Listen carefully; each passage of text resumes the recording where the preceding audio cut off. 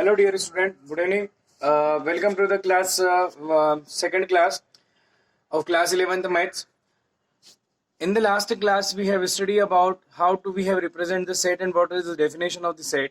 हमने last lecture में ये सीख लिया था कि सेट की डेफिनेशन क्या होती है, सेट कैसे रिप्रेजेंटेड किया जाता है और सेट किसे कहते हैं. आज हम उसके ऊपर थोड़ा सा और डिस्कस करेंगे. फर्स्ट ऑफ ऑल मैं आपको समझाने जा रहा हूँ कि सेट के अंदर जो भी हम मेंबर्स इंक्लूड करते हैं उन मेंबर्स को हम किस तरीके से शो करते हैं या उस मेंबर के लिए हमारे पास क्या सिंबल है वो हम देखते हैं. मान लीजिए let we consider a set that is A. सबसे पहले तो आपको रिप्रेजेंटेशन में आपको समझा देता हूं कि सेट का जो रिप्रेजेंटेशन होता है वो कैसे होता है. Set is basically represented by capital letter of English alphabet. Sets जो होता है वो हम उसको इंग्लिश अल्फाबेट जो होते हैं उसके कैपिटल लेटर से क्या करते हैं, डिनोट करते हैं. and the members of the set is represented in the small letters of English alphabet. English alphabet के स्मॉल लेटर से हम उसके मेंबर्स को रिप्रेजेंट करते हैं. सबसे पहले अपन बात कर लेते हैं. फॉर एग्जाम्पल अगर मैं बात करूं तो मेरे पास कोई सेट ए है जिसको मैंने यहाँ कैपिटल लेटर से क्या करा है, शो किया हुआ है, और इसके मेंबर्स हो सकते हैं ए बी सी डी और ये मेंबर्स इसके हो सकते हैं. अब हम बात करते हैं कि इसके मेंबर जो हो रहे हैं ए बी सी डी इसके मेंबर्स हैं. साथ में मैंने जो किसी सेट को रिप्रेजेंट किया है तो सेट के लिए एक ब्रैकेट का हम विशेष ध्यान रखें कि हमेशा सेट के मेंबर्स को करली ब्रैकेट के अंदर लिखा जाता है, दैट इज करली ब्रैकेट. और यहाँ पर जो सेट को रिप्रेजेंट किया जाता है वो सेट को रिप्रेजेंट हम कैपिटल लेटर से करते हैं, बाकी इसके मेंबर्स को हम स्मॉल लेटर से क्या करते हैं, रिप्रेजेंट करते हैं. इसके बाद हम बात करते हैं, ये हुआ हमारा रिप्रेजेंटेशन. और अगर इस सेट के अंदर ऐसा नहीं है कि हमेशा ही आपके लेटर्स मिलेंगे, नंबर्स भी आ सकते हैं, तो हम नंबर्स को एज इट इज फॉर्म में रख देंगे 1 2 3 4 एक्सेट्रा. तो ये बात हमारे लिए बहुत इंपॉर्टेंट थी. दूसरा, जब हम चलते हैं तो हम यहाँ बात करते हैं कि क्या कोई मेंबर किसी सेट का है कि नहीं. जैसे बात करते हैं कि 1 जो है वो ए का मेंबर है, तो इन मेंबर्स को हम बोलते हैं element. In the terminology of the set हम इनको बोलते हैं एलिमेंट.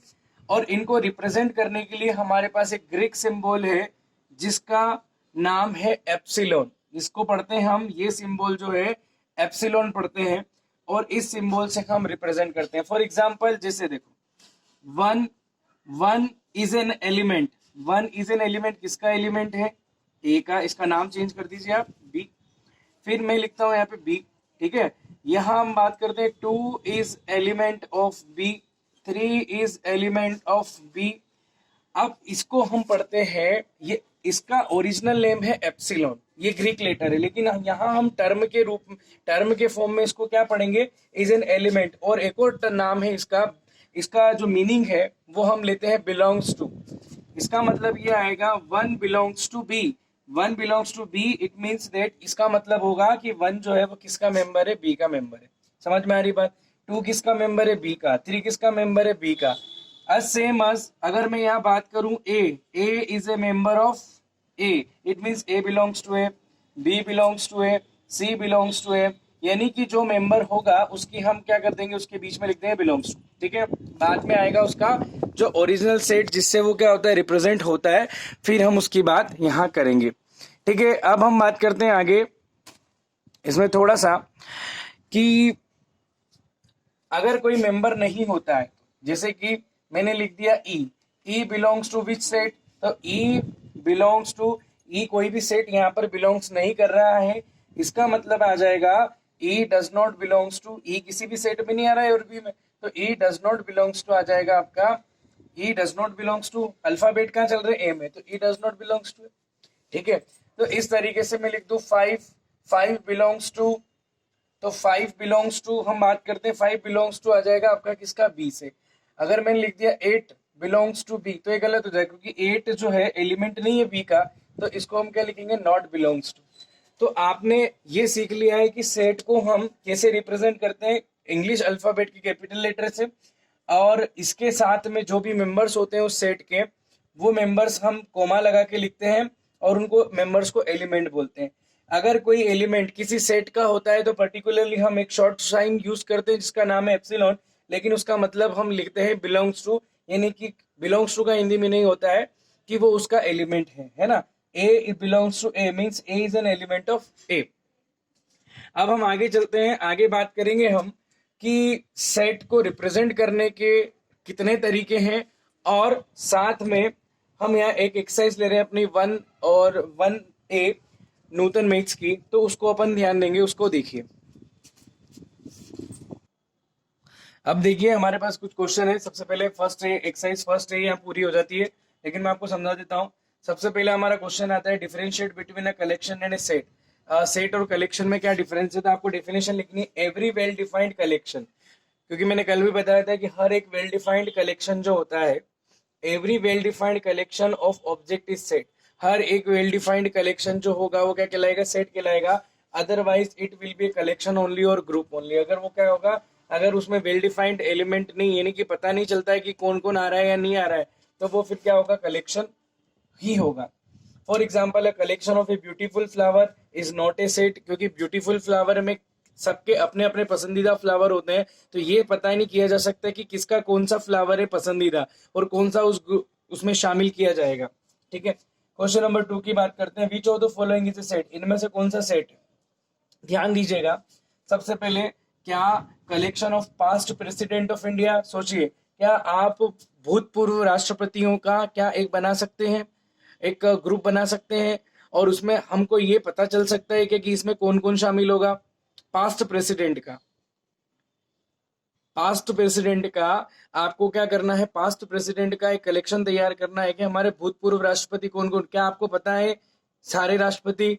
अगर आपको पता है और अगर आप उनका कलेक्शन करने जा रहे हो, उसका मतलब आपको हर एक एलिमेंट के उसके बारे में पता है कि इसमें कौन कौन शामिल होगा, यानी कि आपको ये पता है, आप आइडेंटिफाई कर चुके हो कि कौन कौन से राष्ट्रपति हमको उसमें लेना है। इसका मतलब ये जो होगा आपका क्या होगा, सेट होगा, क्योंकि वेल डिफाइंड हो गया, आपको पता चल गया।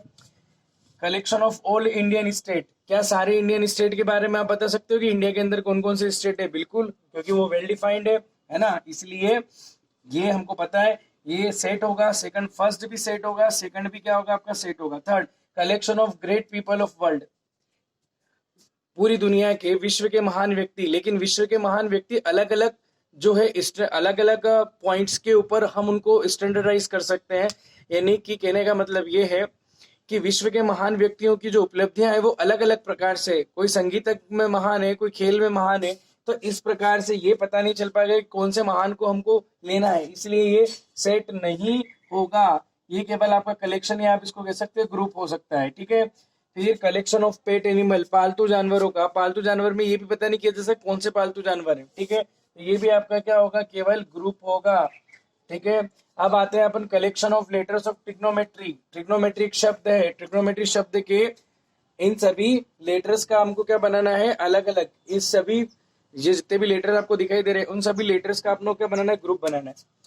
हम ये पता कर सकते हैं क्या कि ट्रिग्नोमेट्रिक लेटर में कौन कौन से, ट्रिग्नोमेट्रिक वर्ड में कौन कौन से लेटर आएंगे, क्यों, क्योंकि वर्ड से हमको पता चलता है, जैसे वर्ड हम लिखेंगे ट्रिग्नोमेट्री तो उसमें हमको कौन कौन से लेटर्स की जरूरत पड़ेगी हमको पता है, इसलिए ये जो होगा ये आपका क्या हो जाएगा, सेट होगा। ठीक है, क्वेश्चन नंबर 3 की बात करते हैं। क्वेश्चन नंबर 3 में आपको क्या करना है, ये आपका एक सेट दिया है और आपको बिलोंग्स टू या नॉट बिलोंग्स टू पुट करना है। पहले देखिए, सबसे पहले मैं यहाँ लिख देता हूँ ए इधर, और हम बात करते हैं क्या 5 जो है वो ए के अंदर है, क्या एलिमेंट ए का ए का, तो 5 आपको दिखाई दे रहा है, is an element, 5 belongs to A. 0 A में है तो 0 बिलोंग्स टू ए। 10 नहीं है तो 10 डज नॉट बिलोंग्स टू ए। 1/2 नहीं है तो 1/2 डज नॉट बिलोंग्स टू ए। -3 -3 दिखाई दे रहा है, -3 बिलोंग्स टू क्या हो जाएगा, ए हो जाएगा। ठीक है, सिमिलरली अब उसने ट्रू फॉल्स की बात करी है, 8 बिलोंग्स टू बी, क्या 8 बी में आ सकता है, तो बी देखिए 1 3 5 7 सभी ओड नंबर है, तो ओड नंबर में 8 इवन नंबर नहीं आएगा, तो ये जो है ये फर्स्ट वाला ए जो है ये क्या हो जाता है आपका, फॉल्स हो जाता है। Second, are belongs to A, क्या आर जो है ये सारे लेटर्स अपने स्मॉल लेटर्स हैं, पी और ये हो जाएगा क्यू, ये आर हो जाएगा, ये एस हो जाएगा और ये क्या हो जाएगा, टी। क्या आर हमारा ए में है, तो हम बात करते हैं R belongs to A, yes R belongs to A, true है। क्या ए जो है वो does not belongs to A, क्या ए में नहीं आ रहा है, तो ये गलत स्टेटमेंट, अपना बिल्कुल सही स्टेटमेंट है, क्यों, क्योंकि small a does not belongs to A. 9 belongs to B, क्या 9 बी में आएगा, हाँ आएगा, क्यों, क्योंकि आगे तक चल रहा है, इसलिए ये ट्रू स्टेटमेंट हो जाएगा। Small t does not belongs to, ये गलत है क्योंकि स्मॉल टी ए में आ रहा है। इस तरीके से ये हमारी पूरी एक्सरसाइज जो है 1A ये फिनिश हो जाती है, ये हमने 1A सीख ली है यहाँ पर, है ना, ये हमारी 1A कंप्लीट हो जाती है। तो आपको इसको कॉपी में नोट कर लेना है, इसको अच्छी तरीके से सीख लेना है और चैप्टर को आपको रीडिंग करना है।